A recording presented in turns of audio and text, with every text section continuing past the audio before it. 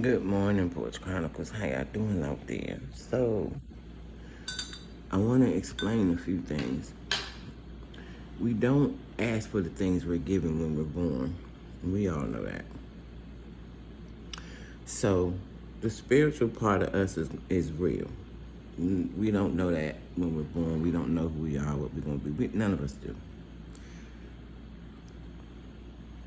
And with that being said, as you get older, whatever your family does, church wise or spiritual wise, you fall into those categories. So I was always raised in the church. My dad was a Catholic, so I was raised in the Catholic church. But I used to give them hell because I never understood the religion. So we went to CCD classes, and I used to always give the nuns hell because I would ask questions they couldn't answer. And I was like, well, what about Jesus this and then that? And they never could answer me. And my father was a CCD teacher, so they would come to him and be like, Mr. Adams, Karen, always this and that. And I'd be like, how are you going to tell me to believe in something you can't even tell me about when I ask questions? So when I got to be 15, I asked my parents, could I go to the black church or whatever? Because I had a girlfriend that was doing my hair, and I went to the Holiness Church for the first time. I seen somebody shout. You talking about scary. So I was scared, but I stayed for a little while because it resonated with my spirit at the time. And then I moved down south and got married. We got married and moved down south to my son's father. And I partied a lot. I went out a lot with the women I was hanging with was single. And my husband started being like, look, now I wasn't doing nothing I wasn't supposed to do, but I was always going out on the weekend. And he would work night shift. So we got into a lot of arguments because he would be like, why you always going out, blah, blah, blah.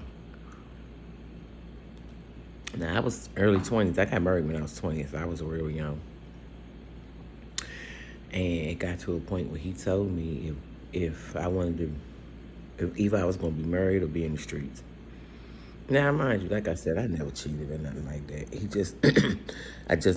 It didn't look good to have a wife that was out on the weekends and while he was at work. So we argued a lot.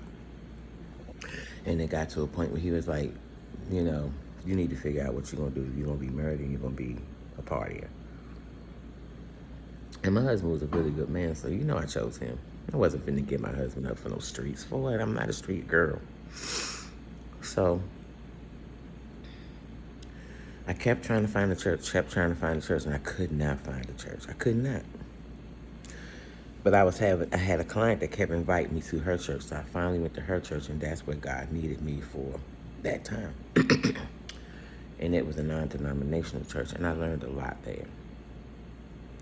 And I grew there, and I thrived there. My husband became a minister there. And I learned a lot. I really learned a lot. And then my husband passed away, and I moved, and I was mad at God for a while. Then I moved away, and I came back home for a little while, back here, Maryland. But I came back with a second husband a few years later, and that was a lot. Because I was picking damaged men because of the damage that was inside of me that I didn't go heal. I didn't heal it. So the damage that I had in me, I was bringing into new relationships, and they were projects. They were men who had a lot of issues. And I wanted to fix them. But guess what needed to be fixed? It was me the whole time. And I can handle that, man. But that's why I tell you, it's good to find out who you are. I am an empath.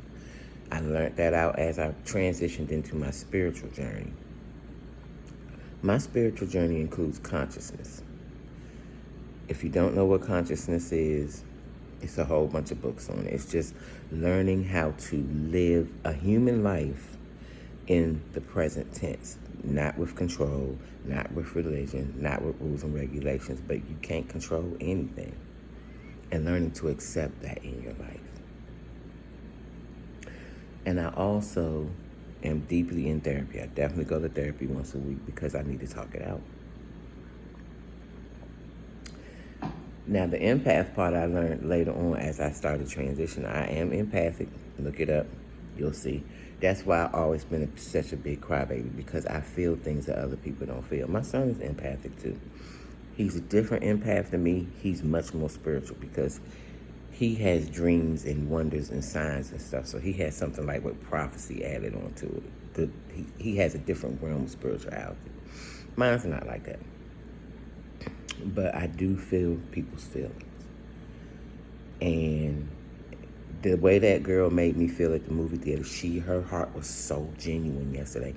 She was so full of love, and I felt it, and I felt it, and you don't get to be around people like that are so genuine and so full of love. That's why it was so heavy on me. I cried. Before I made that video, I was probably crying 10 minutes in the corner because I was trying to get myself together. Her love was that pure. I feel people. I've always felt people and I never understood it, but now I do. That's why I really don't be around a lot of people. I do this because this is what the universe has told me to do. But I don't hang around a lot of people. If you know me, you'll be like, yeah, Karen don't. I don't. If you don't know what an empath is, look it up. You may have some traits of it. I love you, Porch Chronicles.